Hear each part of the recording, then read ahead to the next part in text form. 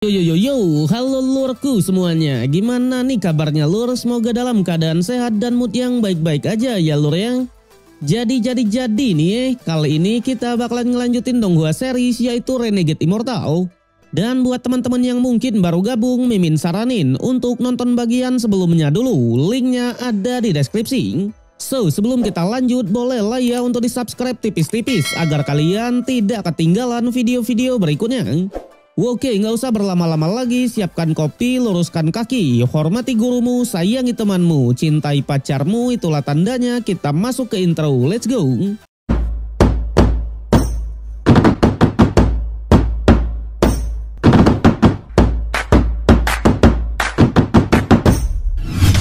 Oke lur, cerita berlanjut di mana setelah keberhasilan Wang Lin dalam menyelamatkan suku keluarga Luo kemarin, ia pun akhirnya tahu soal sistem dari wilayah roh siluman kuno yang harus mengumpulkan prestasi perang.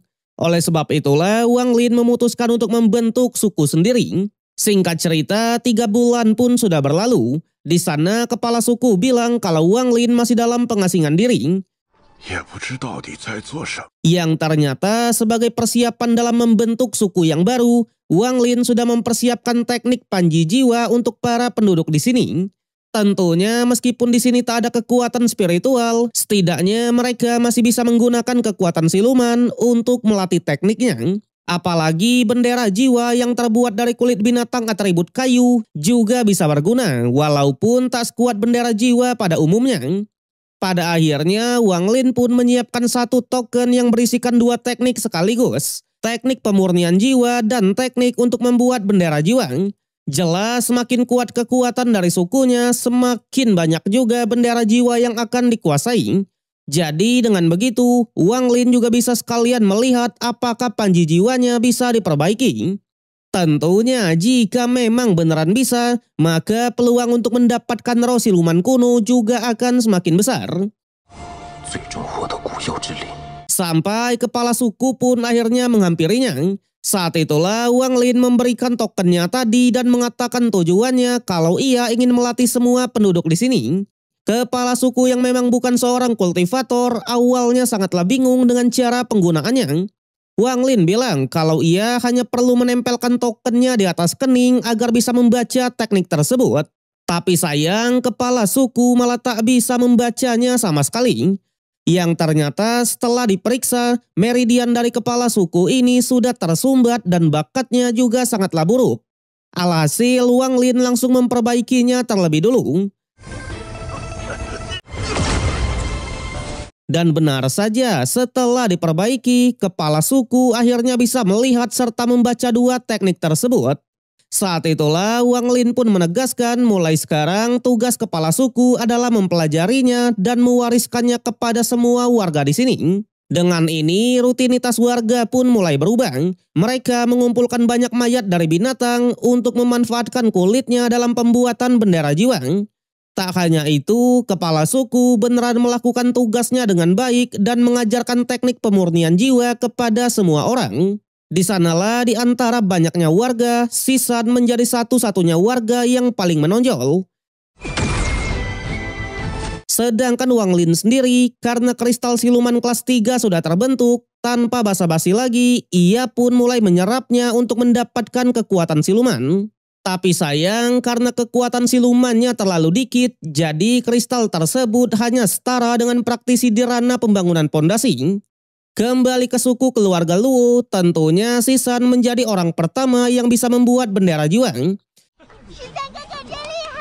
Namun kepala suku juga mengatakan meskipun bendera jiwa bisa dibentuk, Sisan tetap harus memurnikan sebuah jiwa untuk disegel ke dalam sana.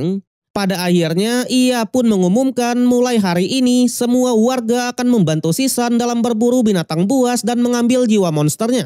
Tapi di waktu yang sama Sisan langsung memotong pembicaraan dan menegaskan kalau ia sudah memiliki 1 jiwa monster. Dan benar saja jiwa monster itu adalah seekor singa ganas bersayap surai. Hal itu membuat kepala suku pun sangatlah kaget dan menanyakan bagaimana Sisan bisa mendapatkannya. Yang ternyata kemarin saat sedang berburu, Sisan menemukan mayat dari singa tersebut. Di sanalah dengan mantra yang diajarkan oleh Wang Lin, ia bisa memurnikan jiwa monsternya. 竟然真的将他的魂魄取出。 Tapi sayangnya meskipun sudah berhasil, jiwa dari singa tersebut tidaklah nurut kepada Sisan. Bahkan ia mencoba menyerangnya. Sontak kepala suku yang melihatnya mau tak mau juga mengeluarkan jiwa elang miliknya. Namun sayang jiwa elang tak bisa berbuat banyak di hadapan dari jiwa singa. Untungnya, tepat ketika mereka mau terkena serangan telak, King Wang Lin pun akhirnya muncul dan berhasil menghentikan amukan itu. Di mana Wang Lin jugalah yang menyegel kembali singa tersebut. Jelas Sisan yang melihatnya benar-benar berterima kasih. Yang ternyata dalam penggunaan teknik pemurnian jiwa, meskipun sudah berhasil menjinakkan seekor monster, kalau kultivasi mereka masih rendah, mereka pasti akan terkena serangan balik.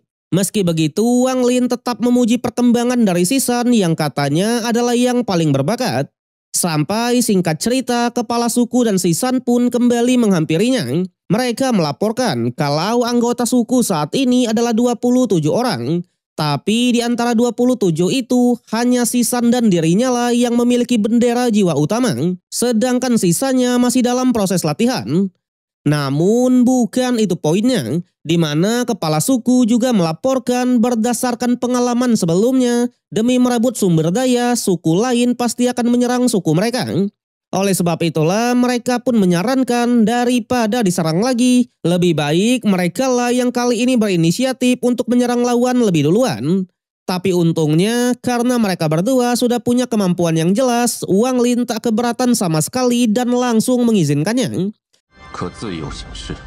Alhasil tanpa banyak bicara lagi, combo Sisan dan kepala suku langsung menyerang suku Goang. Sebuah suku yang memiliki puluhan anggota juga. Awalnya suku tersebut mencoba untuk melawan. Tapi sayang di hadapan dari bendera jiwa, suku Goa pun tak bisa bertahan lama. Dengan ini, semua sisa anggota dari suku Goa langsung dibawa kembali ke suku mereka. Tujuannya sederhana untuk menambah anggota suku dan memperbesar suku tersebut. Di sana, Wang Lin juga menyiapkan ramuan siluman pelupang, di mana sisa anggota dari suku musuh diharuskan meminum itu agar mereka bisa melupakan masa lalunya.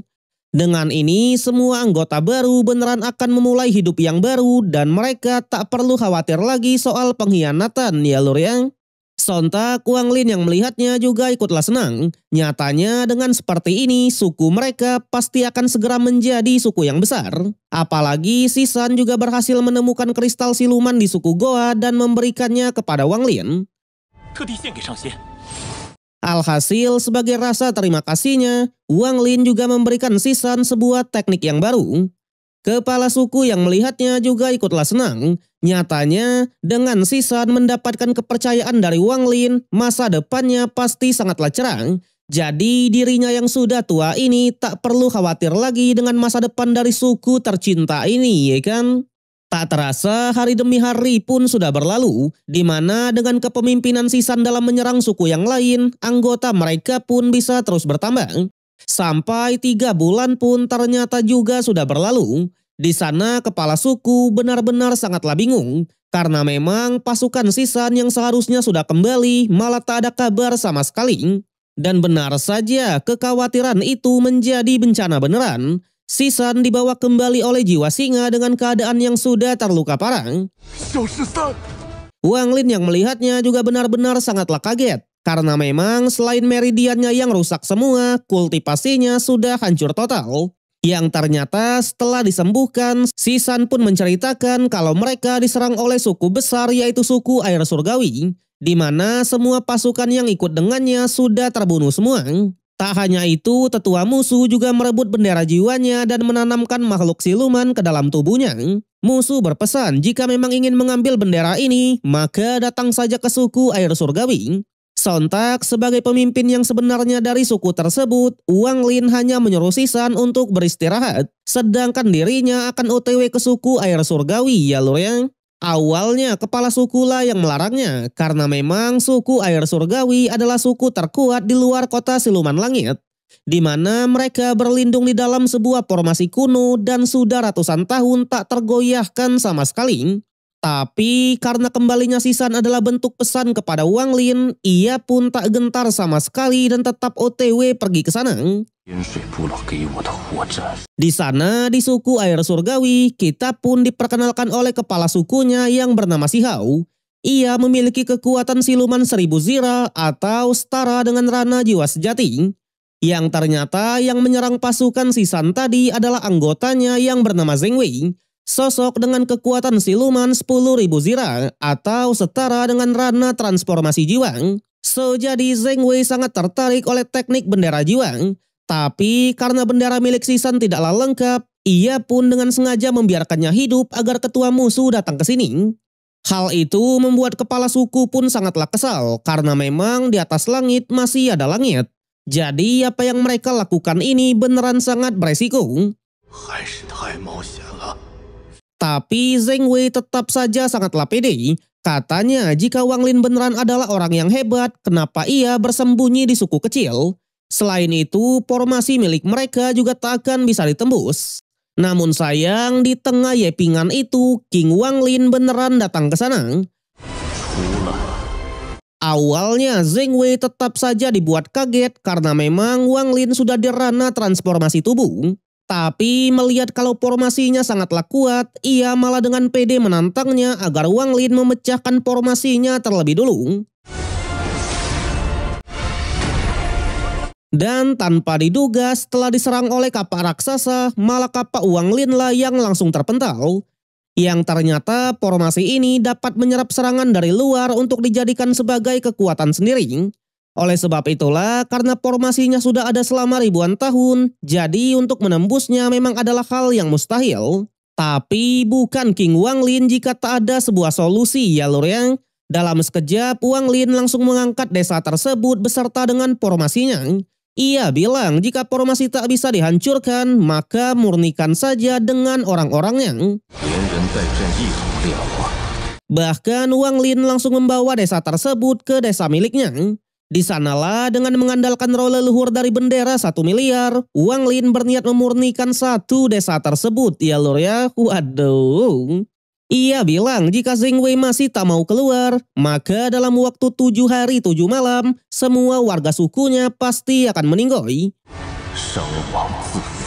Kepala suku musuh yang panik langsung menyuruh anggotanya itu untuk segera bertanggung jawab. Pada akhirnya Zheng Wei pun memberanikan diri untuk keluar dan menantang Wang Lin secara terbuka. Tapi sayang, hanya dengan satu gerakan saja, Zheng Wei langsung mati di tempat. Bahkan jiwanya langsung dimasukkan ke dalam bendera jiwa. Dan kemudian Wang Lin menyuruh kepala suku untuk membuka formasi ini. Sontak karena tak ada pilihan lain, mereka pun memutuskan untuk menyerang. Dengan ini semua anggota dari suku air surgawi resmi menjadi bagian dari suku mereka ya lur ya. Wede. Di sana kepala suku Ouyang yang melihatnya hanya mengatakan karena anggota mereka sangatlah banyak, ia pun meminta agar Wang Lin memberikan nama baru untuk suku ini. Saat itulah mengingat harapan terakhir dari ketua Duntian dulu, di mana ia ingin Wang Lin membentuk sekte pemurnian jiwa. Jadi Wang Lin pun menamai suku ini sebagai suku pemurnian jiwa ya lur ya. Wede. Tapi sayang episode yang kali ini harus berakhir sampai di sini. So bagaimanakah kelanjutan dari King Wang Lin? Kalau kita lihat dari preview episode berikutnya, di sana Wang Lin pun bertemu lagi dengan sosok karakter baru, di mana ia juga melatihnya. Tapi penampilan Wang Lin di episode yang berikutnya sudah berubah total dan sudah semakin sangar ya kan? Namun sayang kita harus menunggu sampai minggu depan untuk mengetahui kelanjutannya. So kalau kalian suka dengan konten ini jangan lupa kasih jempolnya, kasih hype-nya, subscribe biar nggak ketinggalan update. Dan share ke berbagai platform untuk memajukan channel tercinta ini ya kan? Oke lah, gua Rian pamit undur diri, sampai jumpa di konten berikutnya. Zeh.